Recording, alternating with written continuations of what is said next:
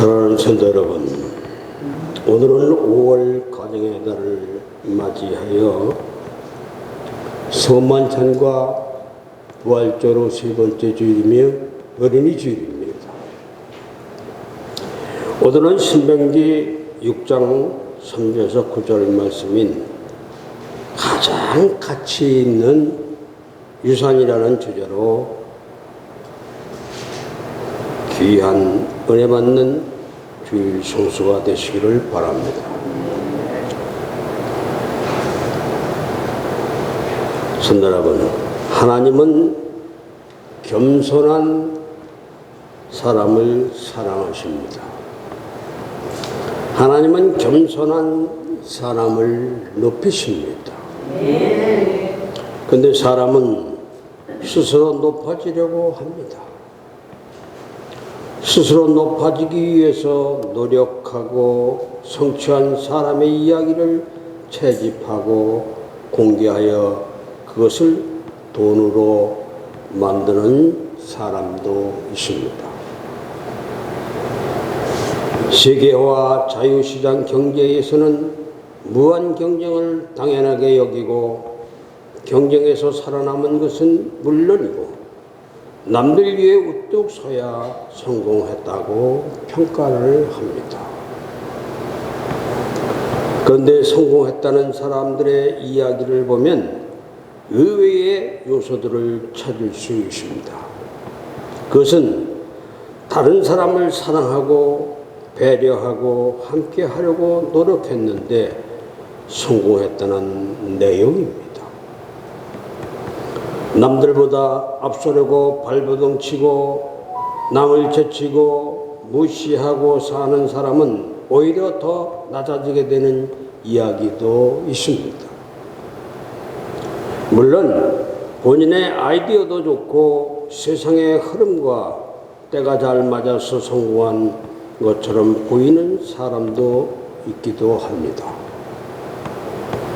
그렇다 할지라도 혼자서는 이뤄낼 수 없습니다.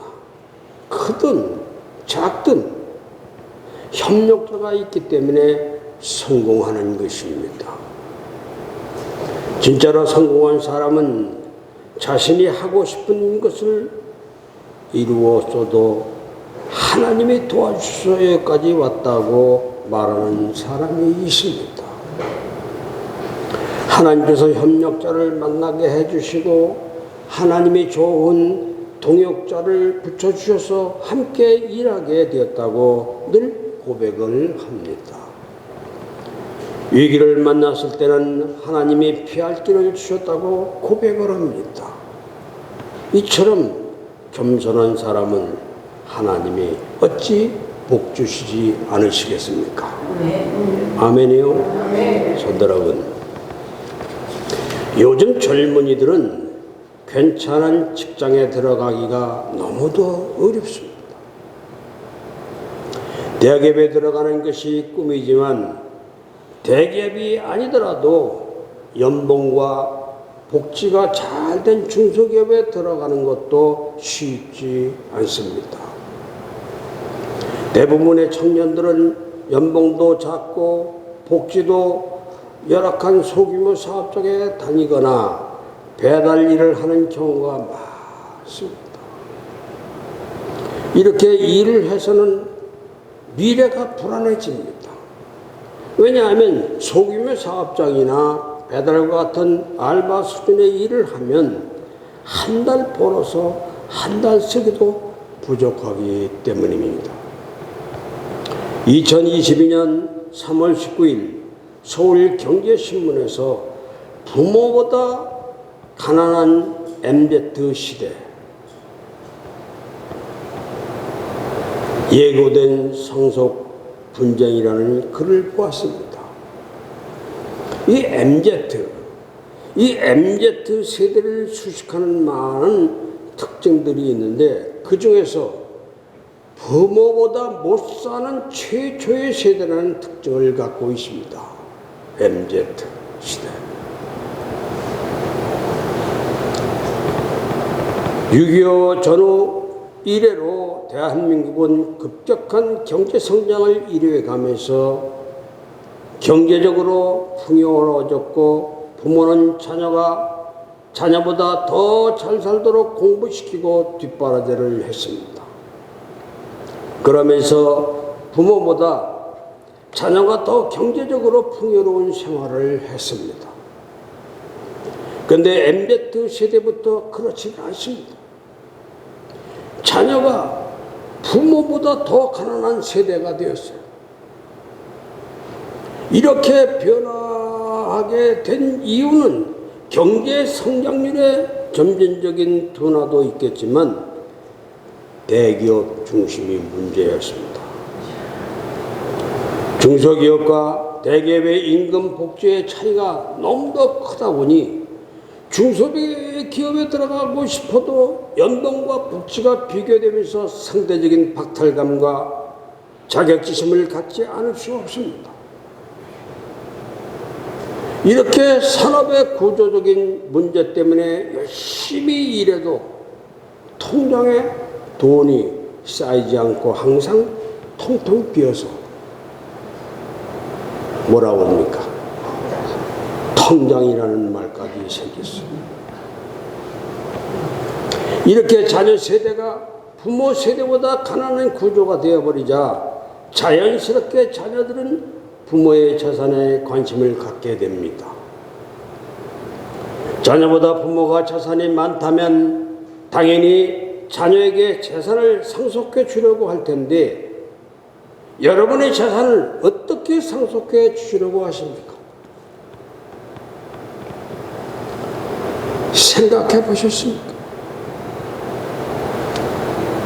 TV에서 자녀들에게 재산을 증여하는 방법 등과 관련된 프로그램이 자주 방영됩니다.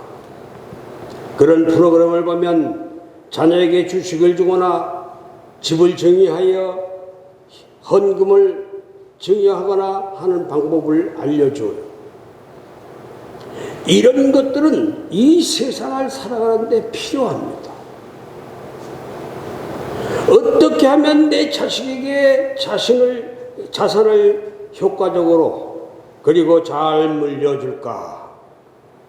어떻게 물려주면 자식들이 내가 물려준 자산을 나지 않고 잘 활용할까? 잘 생각해야 하고 꼭 필요한 일입니다. 근데 우리 그리스도인들은 이것만 신경 쓰면 안 돼요. 이것보다 더 중요한 것이 있습니다. 무엇이겠습니까? 무엇이 자산보다 더 중요하겠습니까? 무엇을 내 자녀에게 유산으로 물려줘야 할 가장 가치 있는 것이겠습니까? 가장 가치 있는 유산은 신앙입니다. 아멘이요? 다른 유산은 잠깐입니다. 부자 3대 못 간다는 말이 있습니다. 잘 관리하면 4, 5대도 갈 수 있지만 이것은 지극히 일부분일 뿐 대부분 물려받은 재산은 오래가지를 못합니다. 자신이 노력해서 일군 재산은 자신이 죽을 때까지 유지될 확률이 높지만 부모로부터 물려받은 재산이나 어떤 일을 통해서 한 번에 얻은 부는 오래가지를 못합니다. 대표적으로 로또나 주식을 보면 알 수 있어요. 로또에 당첨돼서 잘된 사람보다 이혼하여 가정이 파탄나고 자살하고 폐인이 됐다는 이야기가 심심찮게 들려옵니다. 주식도 마찬가지입니다. 주식으로 돈 벌어서 사업을 일구고 가정을 세우고 그것 때문에 잘 돼서 행복하다는 사람 거의 보지 못했습니다. 주식으로 갑자기 돈을 벌면 제일 먼저 차부터 바꿉니다.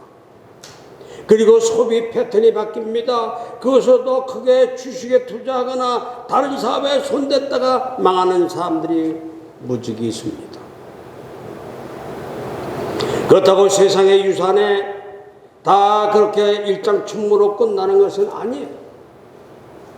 기업은 100년 이상, 수백 년 가는 곳도 있습니다. 저 이후에 일본이나 저 유럽의 독일에 그런 가게가 많은데 우리나라에서도 100년 가게를 운영하기 위해 중소벤처기업부와 소상공인진흥공단에서 작은 기업과 가게를 지원해 주기도 하고 있습니다. 내가 노력해서 기업을 일구고 100년, 아니 수백 년을 유산으로 이어가면 얼마나 좋겠습니까? 근데 이 세상에서의 기업은 아무리 잘 되어 100년이 끝이에요. 기업은 100년, 200년 이어가더라도 이 세상에 나의 삶은 100이 전부입니다. 이 세상에서 아무리 잘 돼도 육신의 생명이 끝나면 어떻게 되는 것입니까? 이 세상에서 운영한 기업이 잘 되니 만족합니까? 절대로 그렇지 못합니다. 이 세상에서 잘 되고 육신이 끝난 후 영원한 세상으로 가는 그 삶이 잘 되어야 합니다. 아멘이요. 그래서 가장 가치 있는 유산이 바로 신앙입니다. 신앙은 영원한 삶을 보장합니다. 그래서 그 어떤 것보다 우선이고 귀중해요. 이 세상의 유산에만 관심을 갖다가 신앙의 유산에 무관심하는 것이 가장 어리석은 것입니다. 이것은 아이가 매일 달라는 과자나 초콜릿만 먹이고 미래를 위한 교육을 하지 않는 것과 같습니다. 학교도 안 보내고 매일 맛있는 것만 먹이는 부모가 있습니까? 없습니다. 부모는 아이를 임신한 순간부터 음식에 신경을 쓰고 필요한 음식을 골고루 먹이고 필요한 교육을 위해서 각별하게 신경을 씁니다. 기껏 100년 사는 한 인간을 위해서도 이렇게 신경 쓰는데 영원히 살아야 하는 영생의 삶을 위해서 신경을 안 쓰는 것이야말로 가장 어리석은 것입니다. 사랑하는 성도 여러분, 여러분은 여러분의 자녀에게 신앙을 유산으로 물려주시기를 바랍니다. 비록 자산은 물려주지 못해도 신앙만큼은 반드시 물려줘야 합니다. 아멘입니까? 그래서 디모데후서 1장 5절을 보면 디모데가 어떻게 신앙을 갖게 되었는지를 잘 알 수 있습니다. 디모데후서 1장 5절에 보면 이는 네 속에 거짓이 없는 믿음의 성격함이라. 이 믿음은 먼저 내 외조모 루이스와 내 어머니 유니게 속에 있더니 내 속에도 있는 줄을 확신하노라. 확신하노라. 아멘이요. 디모데의 믿음은 외할머니에게 있던 믿음을 어머니가 받아서 다시 디모데에게 유산으로 물려주셨다는 것이야. 사실 유대인의 신앙은 모두 다 부모에게서 유산으로 전수받은 것입니다. 이것을 디모데후서 1장 3절에 보면 확실히 알 수 있어요. 디모데후서 1장 3절에 보면 조상적부터 섬겨오는 하나님께 감사하고 라고 기록이 되어 있습니다. 조상적부터라는 말은 바울 자신의 신앙이 조상적부터 내려온 유전된 신앙임을 이야기하는데 이것은 디모데도 마찬가지로 같은 신앙을 갖고 있음을 이야기하고 있습니다. 이렇게 유대인은 모두 조상적부터 하나님을 섬기는 신앙을 자손들에게 전수해주는 강한 유전적 영향을 갖고 있었습니다. 제가 유대인의 신앙을 유전적이라고 표현했는데 그들은 그 정도로 다른 모든 것을 포기하더라도 그들은 신앙 전수를 포기하지 않았습니다. 유대인들의 신앙 전수의 핵심이 쇠마에 있는데 그들은 이 쇠마 명령을 이행함으로 그들의 유전적인 신앙, 즉 신앙 전수가 완성된다고 할 수 있습니다. 이 쇠마는 오늘 본문 말씀과 똑같습니다. 본문 6장 4절에 초두에 보면 이스라엘아 들으라고 하시면서 주신 말씀인데, 이 쇠마는 유대인들의 신앙 고백이면서 그들과 그들 후손들의 교육의 핵심이 되는 내용입니다. 이 말씀은 모세가 선포하고자 하는 모든 율법의 근원이자 신앙의 대상이신 여호와 하나님의 그 유일성에 대한 신앙 고백이에요. 히브리인들은 이 신앙 고백을 자신들이 가진 그 신앙의 본질로 삼아 매일 아침과 저녁으로 쇠마를 암송하는 의식을 지키고 그것을 자녀들에게 가르쳤습니다. 그렇기 때문에 세계 인류의 모든 부자들이 또 노벨상 30%가 다 유대인들입니다. 어렸을 때부터 이 쇠마 교육으로 공부를 했기 때문에 아주 훌륭한 사람들이 되고 세계를 뒤흔들고 있는 사람들이 바로 유대인들이에요. 그렇게 함으로써 선민으로서의 민족적 정체성을 확인하고 어떤 역경에도 신앙을 버리지 않는 확고한 신앙을 전수하였어요. 그래서 저는 그들의 이 신앙을 피해 흐르는 유전적 신앙이라고 한 것이에요. 유전적 신앙. 성도 여러분, 그렇다면 우리도 자녀들에게 신앙을 유산으로 전해줘야 하는데 어떻게 하면 우리 자녀들에게 신앙을 물려줄 수 있겠습니까? 첫째, 모범을 보여야 합니다. 뭐라고요? 모범을 보여야 합니다. 모범을 보여야 한다. 사랑하는 성도 여러분, 무엇인가를 전수하려면 전수하는 자가 제대로 되어 있어야 합니다. 그것이 기술이든 정신이든 교육이든 전수하는 자가 제대로 되어 있지 않으면 제대로 된 것을 전수받을 수가 없습니다. 예를 들어서 영어 선생님이 영어 문법에 자신이 없는데 학생들에게 영어를 제대로 가르칠 수 있나요? 도덕 선생님이 음주운전하다가 걸리고 성희롱하고 그러면서 도덕을 가르칠 수 있습니까? 하물며 신앙을 전수하려는 자의 신앙이 제대로 되어 있지 않으면 절대로 신앙을 전수할 수 없습니다.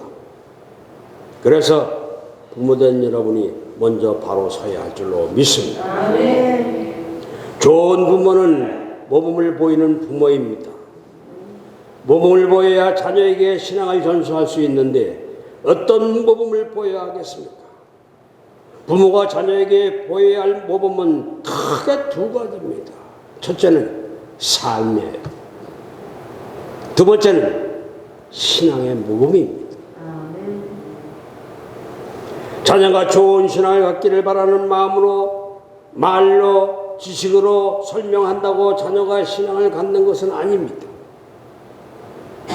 삶과 인격이 뒷받침되지 않는 이 말은 잔소리밖에 되지를 않습니다. 그러니 무엇보다 자녀는 부모가 자신을 사랑하는 것이 느껴져야 하고 그런 부모를 존경할 때 부모를 따라 신앙생활을 하게 됩니다. 그리고 신앙의 모범을 보여야 해요. 예배에 진심을 다하는 모습, 성경을 읽고 말씀대로 사는 모습, 언제나 자녀들을 위해서, 가정을 위해서, 교회를 위해서 기도하는 모습을 보일 때 자녀들은 부모의 신앙을 따라서 자신도 신앙을 갖게 되는 것이에요. 아멘입니까? 성도 여러분, 그러니 자녀들에게 온전한 신앙을 전수해 주시기 위하여 부모된 여러분 모범을 보이시기를 바랍니다. 아멘. 두 번째는 예배를 드려야 합니다. 뭐라고요? 예배를 드려야 한다. 예배를 드려야 한다. 사랑하는 성도 여러분, 자녀에게 신앙을 전수하겠다고 마음먹었다면 첫 번째로 해야 할 것이 바로 예배를 제대로 드리는 것이에요. 예배에 진심 가지고 정성을 드려야 합니다.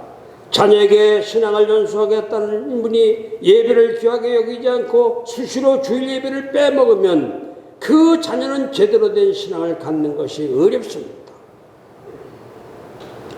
부모의 신앙을 보고 배우기 때문에. 그래서 자녀에게 신앙을 전수하려면 부모가 먼저 주일 예배를 귀하게 여기고 온 마음 다해 드려야 합니다. 그러면 교회에서 드리는 예배만 정성껏 드리면 되겠습니까? 삶에서 몸을 보이고 주일 예배를 정성껏 드린다면 가능합니다. 부모가 주일날 교회에 가서 진심으로 정성을 다해 예배 드리는 모습을 보고 자란 이 자녀는 믿음의 유산으로 이어받는 경우가 많습니다. 그런데 그렇지 않는 자녀도 많습니다. 주일 예배만 드리는 것으로는 자녀가 하나님을 만나서 하나님께서 기뻐하시는 삶을 살겠다고 헌신하고 결단하는 모습으로까지 가지 못하는 경우가 많습니다. 안타깝죠.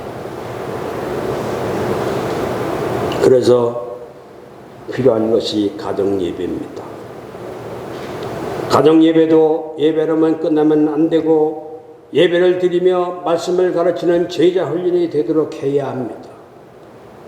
왜냐하면 평상시에 성경을 이야기하면 잔소리처럼 듣고 흘러버리는 경우가 많습니다. 그런데 가정에서 예배 분위기를 만들어 놓고 말씀을 이야기하면 이 마음이 준비되어 말씀을 받아들이게 되는 것이에요. 아멘이요. 네. 오늘 본문 7절을 우리 다 같이 읽어보겠습니다. 시작. 내 자녀에게 부지런히 가르치며 집에 앉아있을 때든지 길을 갈 때든지 누워있을 때든지 일어날 때든지 이 말씀을 강론할 것이며. 아멘.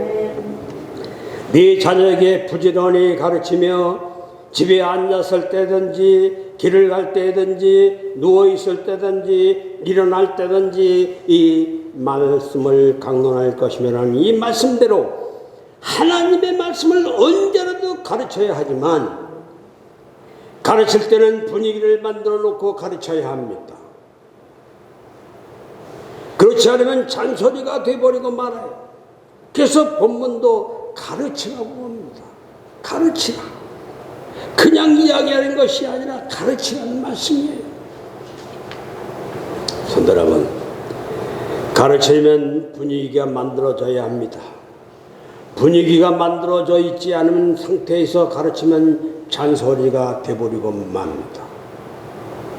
가정예배의 분위기를 만들어서 예배드리며 자녀의 신앙과 삶과 가치관을 물어보고 자녀의 생각과 마음과 공감하는 이야기를 나누며 말씀을 이야기하면 자녀들이 말씀을 잘 받아서 믿음이 자라게 됩니다.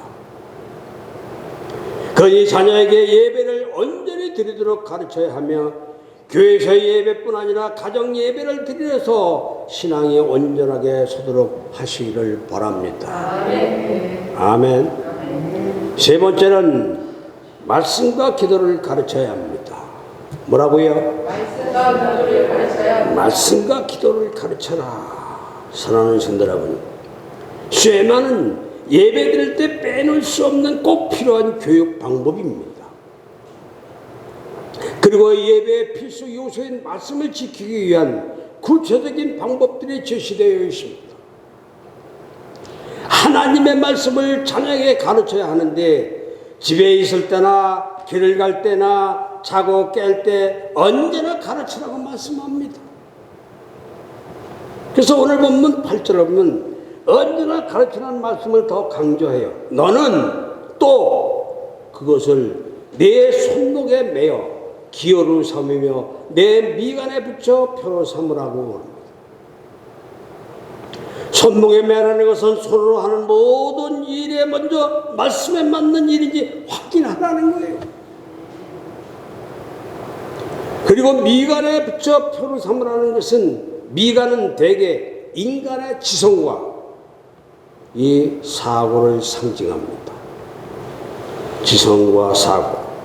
따라서 이 말은 하나님의 말씀을 모든 사고와 판단의 기준으로 삼으라는 뜻이에요.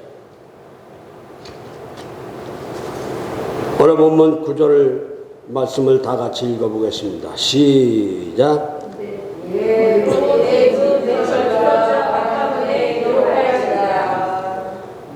또 내 집 문서 문설주와 바깥문에 기록할지니라고 말씀합니다.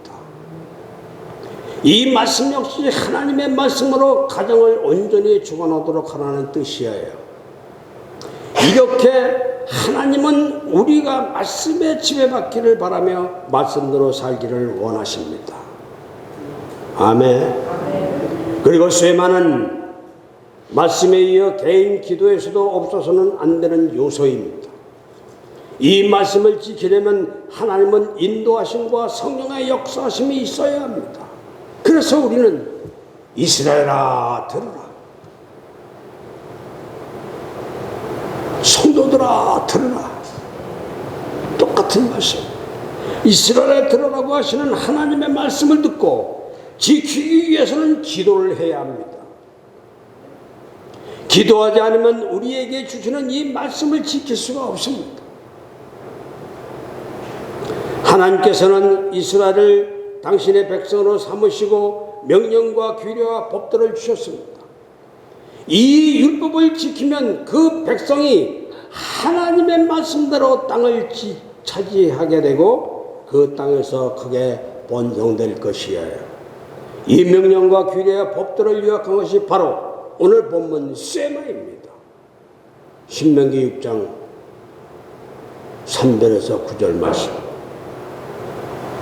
사랑하는 성도 여러분, 쇠마는 하나님을 규명하는 것에서부터 시작이 됩니다. 하나님은 신이시며 그 신은 유일한 신이라는 선포입니다. 많은 신 중에 한 신이 아니라 신은 오직 하나님 한 분뿐이라고 고백을 합니다. 자녀들에게 이것을 가르치라는 것이에요. 자녀들에게 이 말씀을 가르쳐서 자녀들이 마음을 다하고 성품을 다하고 힘을 다하여 여호와를 사랑하는 믿음의 자녀가 되게 해야 합니다.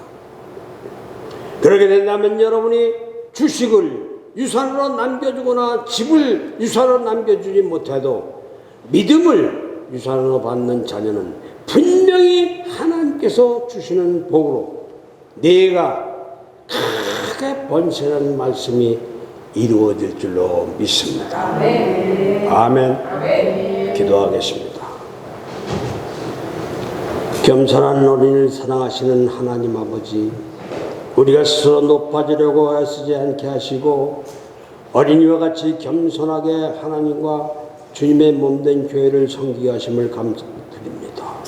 가정이라는 울타리를 지워서 천국의 깊은 비밀을 조금이나마 후손들에게 전하여 주는 계기가 되도록 역사하여 주시옵소서. 항상 자녀들에게 구원의 열쇠이신 예수 그리스도를 전하는 말씀으로 양육시켜서 저들이 하나님의 나라를 위하여 일할 수 있는 종들이 되게 하여 주옵소서. 오늘 어린이주를 맞이하여 하나님께서 저희 부모들과 어린 자녀들에게 필요한 말씀을 주시니 감사합니다. 가정은 교회같이 거룩하게 하시고 교회는 가정과 같이 따뜻하고 서로 사랑하게 하옵소서. 제자들이 서로 높아지겠다고 다툴 때 예수님께서 어린이를 곁에 부르시고 교우로 삼으신 것처럼 우리도 어린이를 곁에 두고 어린이에게 배우도록 하시옵소서. 어린이를 무시하는 시대에 떨어지는 생각을 버리고 어린이를 높이는 새 시대의 비전으로 행복한 가정과 꿈 있는 교회 공동체를 만들게 하시옵소서. 이제는 작은 어린이를 소중히 여기고 수용하는 아량과 넉넉한 마음으로 기쁨이 넘치고 활력이 충만한 교회를 만들 수 있게 하시옵소서. 예수님의 이름으로 기도하옵나이다. 아멘.